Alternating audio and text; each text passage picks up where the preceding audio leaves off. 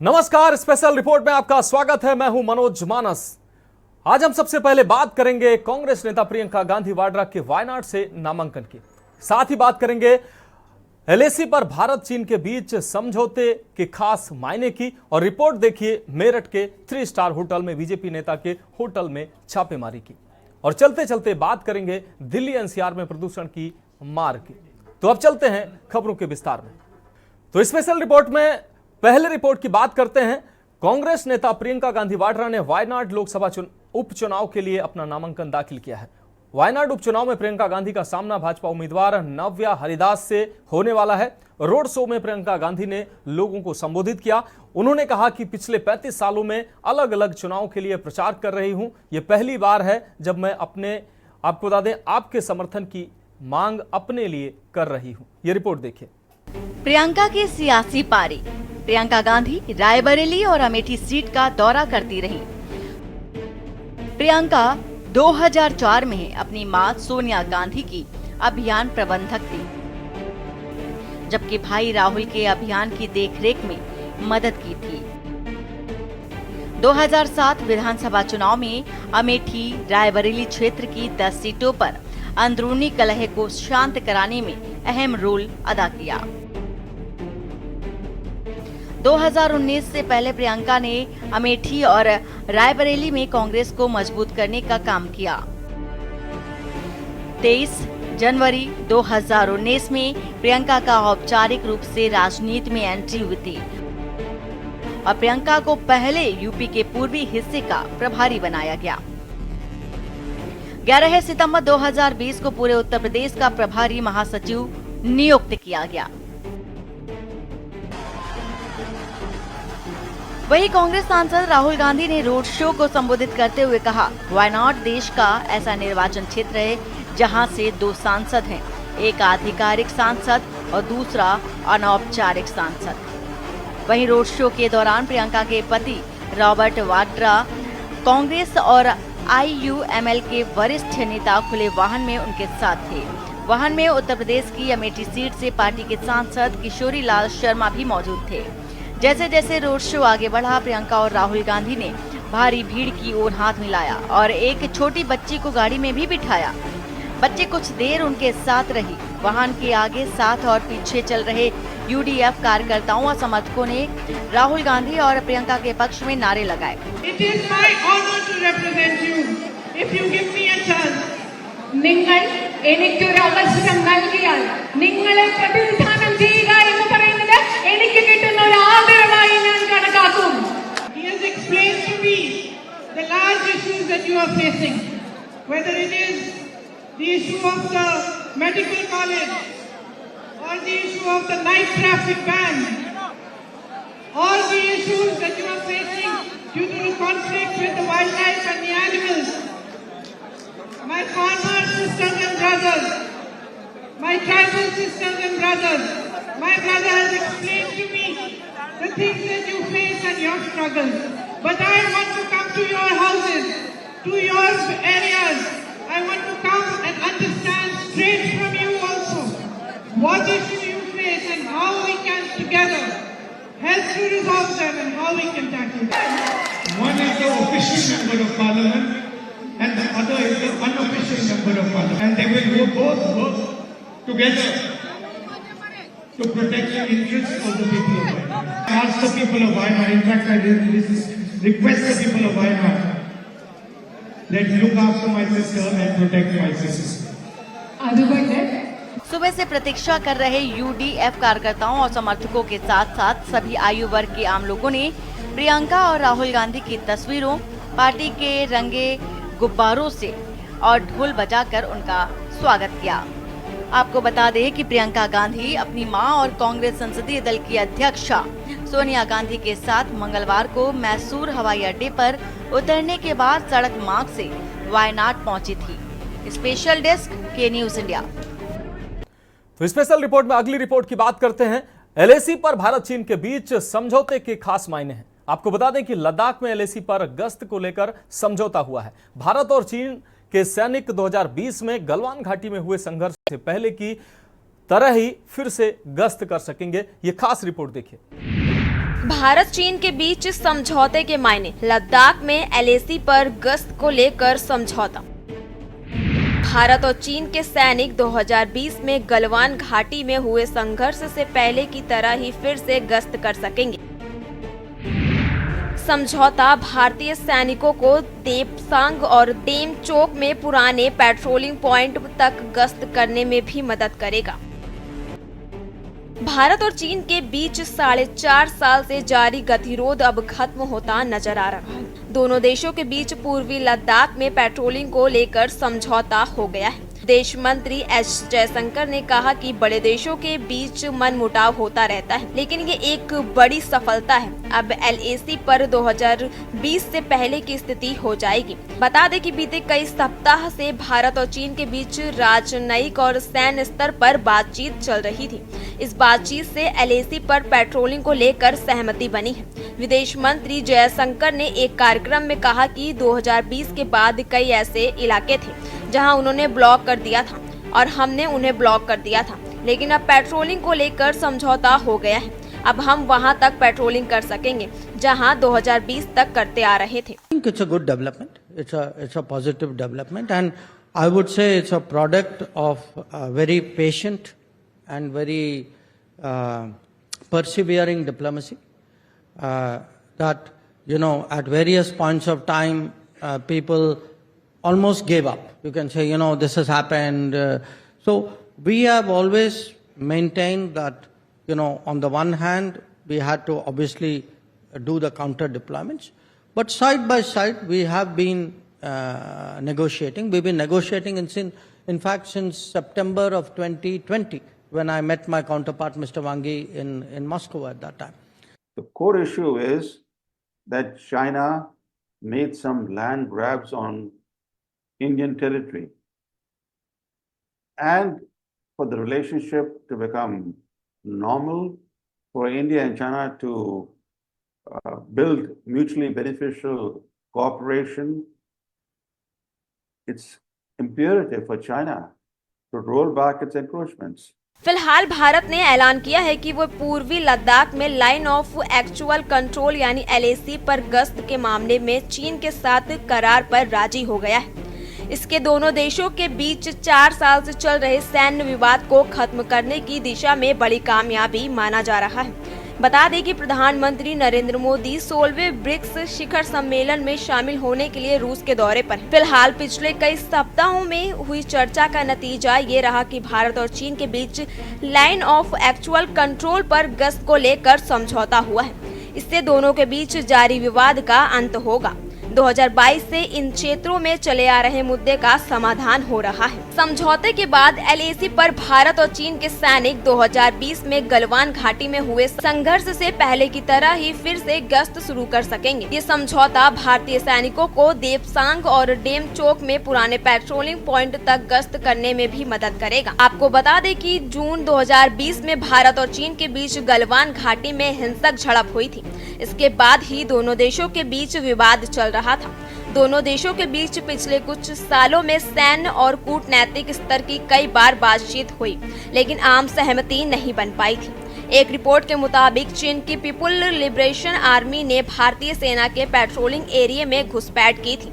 बता दें कि चीन के साथ लगने वाली सीमा 3 सेक्टर ईस्टर्न, मिडिल और वेस्टर्न में बांटी है। Now, as a result of the discussions that have taken place over the last several weeks, an agreement has been arrived at on patrolling arrangements along the line of actual control in the India-China border areas, and this is leading to disengagement and eventually a resolution of the issues that had arisen in these areas in 2020. As far as the significance on the line of actual control is concerned, last 5 or 4 winters the troops were deployed in very high altitude and very areas which are very inhospitable. If these agreements are worked out, I think there will be a scope for disengagement and de-escalation, and they will move back from the line of actual control, which during the harsh winters will be a positive development. Ladakh के साथ लगने वाली सीमा western sector में आती है। ये सीमा 1597 kilometre लंबी है। वेस्टर्न सेक्टर में LAC यानी वास्तविक नियंत्रण रेखा तय नहीं है। 1962 की जंग के बाद 1970 में पूर्वी लद्दाख में लगी LAC पर भारत ने अपनी सेना हटा ली थी। इससे चीनी सैनिकों की घुसपैठ बढ़ गई थी। इसलिए जहां सीमाएं तय नहीं थी वहां LAC पर पेट्रोलिंग पॉइंट्स बनाए गए जहां भारतीय सैनिक गश्त लगा सके। 1976 में भारत ने LAC पर 65 पेट्रोलिंग पॉइंट तय किए। पेट्रोलिंग पॉइंट 1 काराकोरम पास में है जो 65 चुमार में है। इन पेट्रोलिंग पॉइंट्स को आसानी से पहचाना जा सकता है, लेकिन इन्हें चिन्हित नहीं किया गया है। पेट्रोलिंग पॉइंट्स में क्या होता है? पेट्रोलिंग पॉइंट्स से भारत चीन के बीच सीमा तय नहीं हुई है, लेकिन ये विवादित इलाके हैं। इन पेट्रोलिंग पॉइंट्स पर दोनों देशों के सैनिक गश्त लगाते हैं। इसके लिए कुछ प्रोटोकॉल भी तय हैं। कभी कभी दोनों देशों के सैनिक एक ही समय में पेट्रोलिंग के लिए आ जाते हैं। ऐसे में प्रोटोकॉल ये है कि अगर एक पक्ष को दूसरे की पेट्रोलिंग टीम दिख जाए तो वो वहीं रुक जाएगा। ऐसी स्थिति में कुछ बोला नहीं जाता है, बल्कि बैनर दिखाया जाता है। भारत के बैनर में लिखा होता है, आप भारत के इलाके में हैं, वापस जाओ। चीन के बैनर में लिखा होता है, आप चीन के इलाके में हैं, वापस जाओ। विशेषज्ञों के मुताबिक दोनों देशों के बीच पेट्रोलिंग को लेकर हुआ समझौता भारत और चीन के बीच संबंधों को न सिर्फ मजबूत करेगा, बल्कि कजान में ब्रिक्स शिखर सम्मेलन से पहले दोनों देशों के बीच शानदार चर्चा का भी रास्ता साफ करेगा। स्पेशल डेस्क के न्यूज इंडिया। तो स्पेशल रिपोर्ट में वक्त एक ब्रेक का है और ब्रेक के बाद जल्द हाजिर होंगे।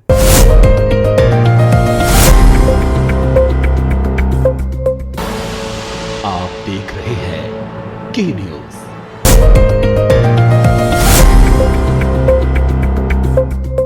अब बात करते हैं अगली अहम रिपोर्ट की। उत्तर प्रदेश के मेरठ में 3 स्टार होटल से जुड़ी छापेमारी चर्चा का विषय बन गई है। हार्मनी होटल में पुलिस छापेमारी के दौरान पुलिस को कई लाल रंग की अटैची और बैग मिले हैं। वहीं कई लोग फरार भी हो गए हैं, जिन्हें टीम ने दौड़ाकर और कई किलोमीटर तक पीछा करने के बाद बमुश्किल पकड़ा है। इसमें होटल मालिक बीजेपी नेता नवीन अरोड़ा भी शामिल हैं। ये रिपोर्ट देखिए। बीजेपी नेता के होटल में कैसीनो का खेल। मेरठ में 3 स्टार होटल में कैसीनो का खेल। मुंबई में मॉडल्स बुलाकर कैसीनो की सर्विस में लगाया था। कैसीनो में 1 लाख रुपए की रखी गई थी ग्राहक की एंट्री। शहर के 3 दर्जन से अधिक रईस कैसीनो में जुआ खेलने आए थे। बीजेपी नेता नवीन अरोड़ा समेत 15 लोग गिरफ्तार किए गए। मेरठ में 3 स्टार एक होटल में कैसीनो चलाते पकड़ा गया, जिसमें होटल मालिक सहित 8 लोग गिरफ्तार किए गए। सभी को मंगलवार को कोर्ट में पेश किया गया। होटल मालिक नवीन अरोड़ा सत्ताधारी भाजपा के पूर्व शहर कोषाध्यक्ष हैं। गौर करने वाली बात तो ये है कि इस पूरी छापेमारी में लोकल थाने की पुलिस को दूर रखा गया था। बताया जा रहा है कि शहर और आसपास के जिलों के नामचीन लोग यहां पर बैठकर बड़े दांव लगाते थे। पुलिस ने होटल मालिक सहित 15 लोगों के खिलाफ मुकदमा दर्ज किया है। जब पुलिस के अधिकारियों को इस बात की पुख्ता सूचना मिली तो उन्होंने बिना स्थानीय नौचंदी थाने की पुलिस को लिए ही वहां मेरठ के अलग अलग सर्कल के 3 सीओ की टीम बनाई। इस टीम में सीओ दौराला सुचिता सिंह, एएसपी ब्रह्मपुरी, अंतरिक्ष जैन और सीओ कोतवाली आशुतोष कुमार को शामिल किया गया। सोमवार देर रात छापेमारी हुई और होटल मालिक सहित 8 लोगों को मौके से गिरफ्तार किया गया। कल देर शाम थाना नौचंदी क्षेत्र में होटल हार्मनी इन में भारी एंट्री फीस लेकर अवैध रूप से कैसीनो खिलाए जाने की सूचना मिली थी। सूचना के आधार पर इसमें महिला सीओ सहित 3 सीओस की टीम फॉर्म की गई। वहां पर जब रेड किया गया तो वहां पर मिली सूचना सही पाई गई। इसमें होटल मालिक एवं संचालक समेत कुल 8 लोग गिरफ्तार किए गए हैं। इसमें होटल के अंदर अवैध रूप से कैसीनो खिलाए जाने के लिए गैम्बलिंग एक्ट व अन्य धाराओं में मुकदमा पंजीकृत किया जा रहा है। होटल की सीसीटीवी फुटेज पुलिस ने ले ली है। होटल की जो अन्य परमिशन है उसकी जांच हेतु अन्य संबंधित विभागों से इसमें पत्राचार किया जा रहा है। बताया जा रहा है कि कैसीनो पर दांव लगाने वाले लोग घर से खाली हाथ होटल पहुंचते थे। सिर्फ एंट्री फीस जमा कर टेबल पर पहुंच जाते थे और उसके बाद काउंटर पर जाकर चिप्स और कॉइन लेकर खेलना शुरू करते थे। काउंटर से कॉइन और चिप्स की रकम उनके खाते में चढ़ जाती थी और हार और जीत के बाद अपने कॉइन और चिप्स जमा कर देते थे। जितने कॉइन और चिप्स कम होते थे उनका भुगतान अगले दिन उनसे जाकर ले लिया जाता था। अगर कोई चिप्स और कॉइन जीत जाता तो उनकी रकम अगले दिन पहुंचा दी जाती। स्पेशल डेस्क के न्यूज इंडिया। और अब बात करेंगे अगली अहम रिपोर्ट की। दिल्ली एनसीआर वाले प्रदूषण की मार से बेहाल हैं। लोग बिना दम भरे ही इस समय हर रोज 5 सिगरेट के बराबर धुआं ले रहे हैं। 23 अक्टूबर की सुबह 11 बजे आनंद विहार में AQI 414 रहा। ये रिपोर्ट देखिए।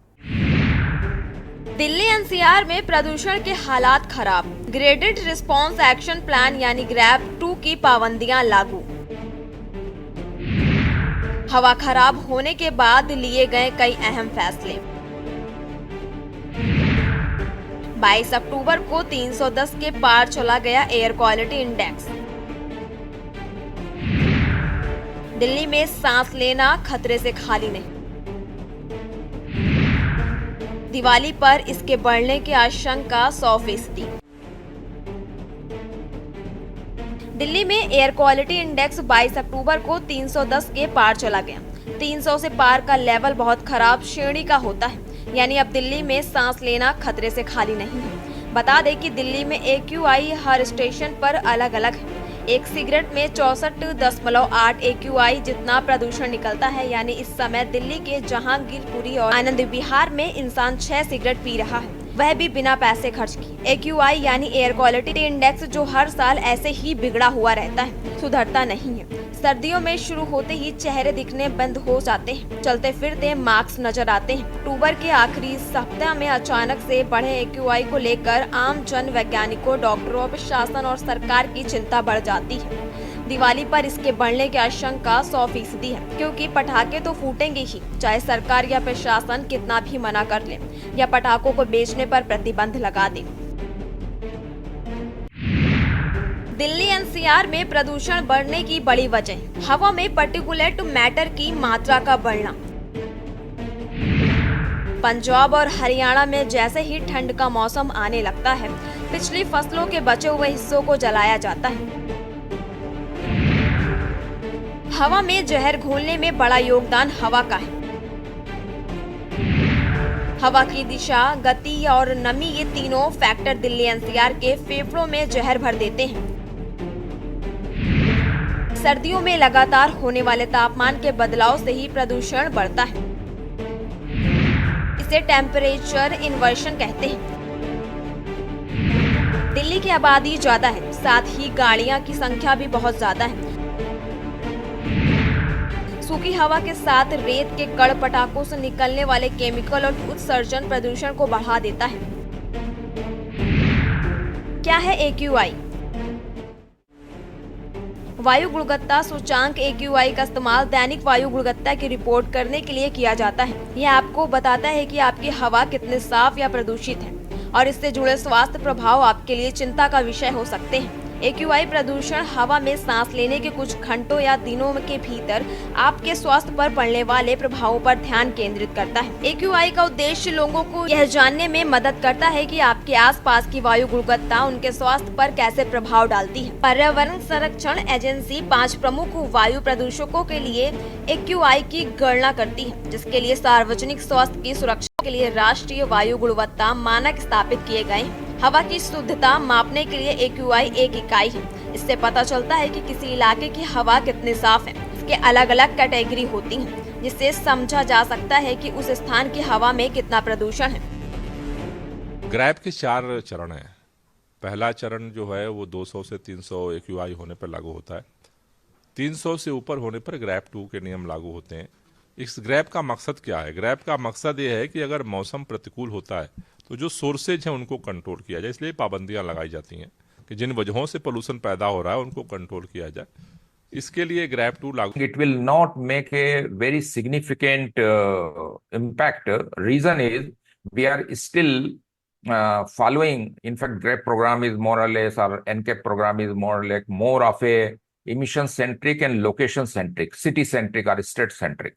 We need to get into the airshed approach, where it is the airshed does not see any political or geographical boundaries, and that is the reason that if you similar kind of a measures, if they are implemented in airshed areas. Grab 2 के तहत लगाई गई पाबंदियां। वहीं आपको बता दें कि ग्रैप 2 के तहत दिल्ली एनसीआर में कोयले और लकड़ी के जलाने पर रोक, निर्माण और तोड़-फोड़ वाली जगहों पर धूल उड़ने से रोकने के उपाय और डीजल जनरेटर के इस्तेमाल पर रोक रहेगी। इसके अलावा मशीन से रोजाना सड़कों की सफाई और पानी का छिड़काव भी लगातार चालू रहेगा। ये दोनों काम जहां प्रदूषण ज्यादा है वहां पर जरूर होंगे। ज्यादा भीड़ भाड़ वाले स्थानों पर भीड़ को काबू करने की कोशिशें की जाएंगी और निजी वाहनों के इस्तेमाल को कम करने के लिए पार्किंग चार्ज भी बढ़ाया जाएगा।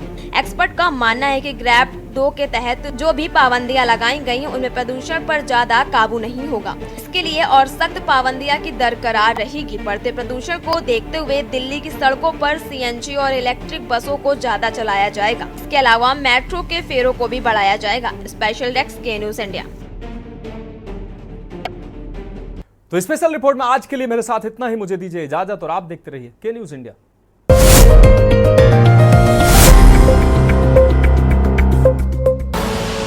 आप देख रहे हैं के न्यूज, खबरों का सारथी।